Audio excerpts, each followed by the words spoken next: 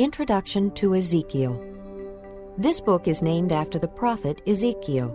Ezekiel was among the more than 10,000 Jewish people exiled to Babylon by King Nebuchadnezzar in 597 B.C. While Jeremiah the prophet was in Jerusalem predicting the city's complete destruction, Ezekiel was in Babylon predicting the same fate for the disobedient Jerusalem. Then in 586 B.C., the city and temple were burned, and Israel's line of kings ended, but not without purpose. God said, "Then you will know that I am the Lord." Ezekiel records these words, showing that this divine discipline was to cause Israel to once again serve God alone. After the fall of Jerusalem, Ezekiel's message dramatically changed to prophecies of hope and comfort. Ezekiel also includes a remarkable, encouraging description of a time when Messiah will reign from a new temple in Jerusalem. When the years of captivity ended, God brought His people back to the land and back into His covenant relationship. Ezekiel. Chapter 1. In the 30th year, in the 4th month, on the 5th day, while I was among the exiles by the Kibar River, the heavens were opened, and I saw visions of God. On the 5th of the month, it was the 5th year of the exile of King Jehoiakim. The word of the Lord came to Ezekiel the priest, the son of Buzi, by the Kibar River in the land of the Babylonians. There the hand of the Lord was upon him. I looked, and I saw a windstorm coming out of the north, an immense cloud with flashing lightning and surrounded by brilliant light. The center of the fire looked like glowing metal, and in the fire was what looked like 4 living creatures.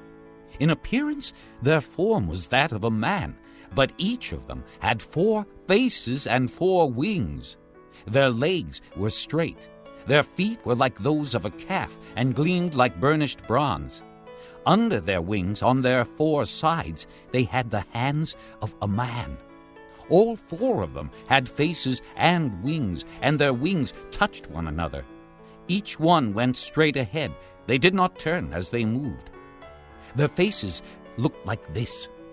Each of the 4 had the face of a man, and on the right side each had the face of a lion, and on the left the face of an ox. Each also had the face of an eagle. Such were their faces. Their wings were spread out upward. Each had 2 wings, one touching the wing of another creature on either side, and 2 wings covering its body. Each one went straight ahead.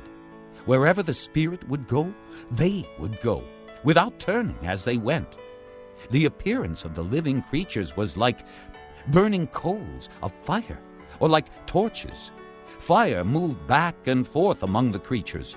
It was bright, and lightning flashed out of it. The creatures sped back and forth like flashes of lightning. As I looked at the living creatures, I saw a wheel on the ground beside each creature with its 4 faces. This was the appearance and structure of the wheels. They sparkled like chrysolite, and all 4 looked alike. Each appeared to be made like a wheel intersecting a wheel. As they moved, they would go in any one of the 4 directions the creatures faced. The wheels did not turn about as the creatures went. Their rims were high and awesome, and all 4 rims were full of eyes all around. When the living creatures moved, the wheels beside them moved. And when the living creatures rose from the ground, the wheels also rose. Wherever the Spirit would go, they would go, and the wheels would rise along with them, because the Spirit of the living creatures was in the wheels. When the creatures moved, they also moved. When the creatures stood still, they also stood still. And when the creatures rose from the ground, the wheels rose along with them, because the Spirit of the living creatures was in the wheels. Spread out above the heads of the living creatures was what looked like an expanse, sparkling like ice and awesome. Under the expanse, their wings were stretched out one toward the other, and each had 2 wings covering its body. When the creatures moved, I heard the sound of their wings like the roar of rushing waters, like the voice of the Almighty, like the tumult of an army. When they stood still, they lowered their wings. Then there came a voice from above the expanse over their heads as they stood with lowered wings. Above the expanse over their heads was what looked like a throne of sapphire, and high above on the throne was a figure like that of a man. I saw that from what appeared to be his waist up, he looked like glowing metal, as if full of fire, and that from there down he looked like fire, and brilliant light surrounded him. Like the appearance of a rainbow in the clouds on a rainy day, so was the radiance around him. This was the appearance of the likeness of the glory of the Lord. When I saw it, I fell face down, and I heard the voice of one. Chapter 2. He said to me, "Son of man, stand up on your feet, and I will speak to you." As he spoke, the Spirit came into me and raised me to my feet, and I heard him speaking to me. He said, "Son of man, I am sending you to the Israelites, to a rebellious nation that has rebelled against me. They and their fathers have been in revolt against me to this very day. The people to whom I am sending you are obstinate and stubborn. Say to them, 'This is what the sovereign Lord says.' And whether they listen or fail to listen, for they are a rebellious house, they will know that a prophet has been among them. And you, son of man, do not be afraid of them or their words. Do not be afraid, though briars and thorns are all around you, and you live among scorpions. Do not be afraid of what they say, or terrified by them, though they are a rebellious house. You must speak my words to them, whether they listen or fail to listen, for they are rebellious. But you, son of man, listen to what I say to you. Do not rebel like that rebellious house. Open your mouth and eat what I give you." Then I looked, and I saw a hand stretched out to me. In it was a scroll, which he unrolled before me. On both sides of it were written words of lament and mourning and woe, speaking. Chapter 3. And he said to me, "Son of man, eat what is before you. Eat this scroll. Then go and speak to the house of Israel." So I opened my mouth, and he gave me the scroll to eat. Then he said to me, "Son of man, eat this scroll I am giving you, and fill your stomach with it." So I ate it, and it tasted as sweet as honey in my mouth. He then said to me, "Son of man, go now to the house of Israel and speak my words to them. You are not being sent to a people of obscure speech and difficult language, but to the house of Israel. Not to many peoples of obscure speech and difficult language whose words you cannot understand. Surely, if I had sent you to them, they would have listened to you. But the house of Israel is not willing to listen to you, because they are not willing to listen to me. For the whole house of Israel is hardened and obstinate. But I will make you as unyielding and hardened as they are. I will make your forehead like the hardest stone, harder than flint. Do not be afraid of them or terrified by them, though they are a rebellious house." And he said to me, "Son of man, listen carefully, and take to heart all the words I speak to you. Go now to your countrymen in exile and speak to them. Say to them, 'This is what the sovereign Lord says,' whether they listen or fail to listen." Then the Spirit lifted me up, and I heard behind me a loud, rumbling sound. May the glory of the Lord be praised in his dwelling place. The sound of the wings of the living creatures brushing against each other, and the sound of the wheels beside them, a loud, rumbling sound. The Spirit then lifted me up and took me away, and I went in bitterness and in the anger of my spirit with the strong hand of the Lord upon me. I came to the exiles who lived at Tel Abib near the Kibar River, and there, where they were living, I sat among them for 7 days, overwhelmed. At the end of 7 days, the word of the Lord came to me. Son of man, I have made you a watchman for the house of Israel. So hear the word I speak, and give them warning from me. When I say to a wicked man, you will surely die, and you do not warn him or speak out to dissuade him from his evil ways in order to save his life, that wicked man will die for his sin, and I will hold you accountable for his blood. But if you do warn the wicked man, and he does not turn from his wickedness or from his evil ways, he will die for his sin, but you will have saved yourself. Again, when a righteous man turns from his righteousness and does evil, and I put a stumbling block before him, he will die.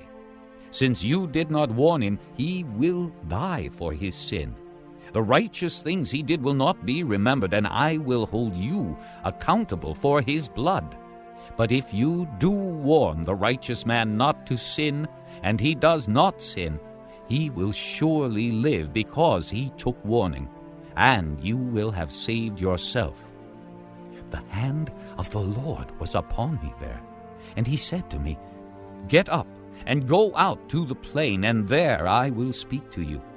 So I got up and went out to the plain, and the glory of the Lord was standing there, like the glory I had seen by the Kibar River, and I fell face down.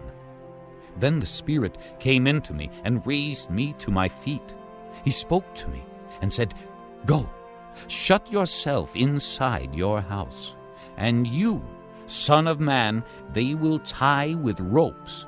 You will be bound so that you cannot go out among the people. I will make your tongue stick to the roof of your mouth so that you will be silent and unable to rebuke them, though they are a rebellious house.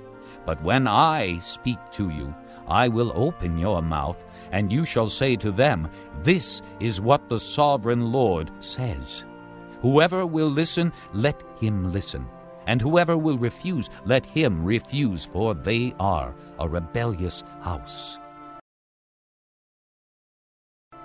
Chapter 4. Now, son of man, take a clay tablet, put it in front of you, and draw the city of Jerusalem on it. Then lay siege to it. Erect siege works against it. Build a ramp up to it. Set up camps against it, and put battering rams around it. Then take an iron pan. Place it as an iron wall between you and the city, and turn your face toward it. It will be under siege, and you shall besiege it. This will be a sign to the house of Israel. Then lie on your left side, and put the sin of the house of Israel upon yourself. You are to bear their sin for the number of days you lie on your side. I have assigned you the same number of days as the years of their sin. So, for 390 days you will bear the sin of the house of Israel. After you have finished this, lie down again, this time on your right side, and bear the sin of the house of Judah. I have assigned you 40 days, a day for each year. Turn your face toward the siege of Jerusalem, and with bared arm prophesy against her. I will tie you up with ropes, so that you cannot turn from one side to the other until you have finished the days of your siege. Take wheat and barley, beans and lentils, millet and spelt. Put them in a storage jar and use them to make bread for yourself. You are to eat it during the 390 days you lie on your side. Weigh out 20 shekels of food to eat each day, and eat it at set times.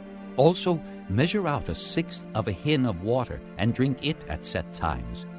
Eat the food as you would a barley cake. Bake it in the sight of the people, using human excrement for fuel. The Lord said, In this way the people of Israel will eat defiled food among the nations where I will drive them. Then I said, Not so, sovereign Lord. I have never defiled myself. From my youth until now, I have never eaten anything found dead or torn by wild animals. No unclean meat has ever entered my mouth."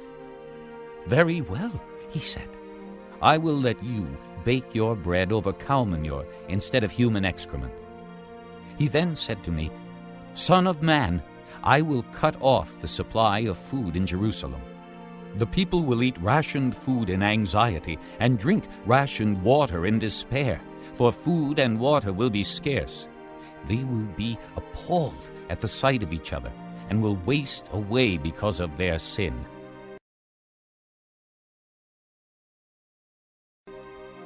Chapter 5.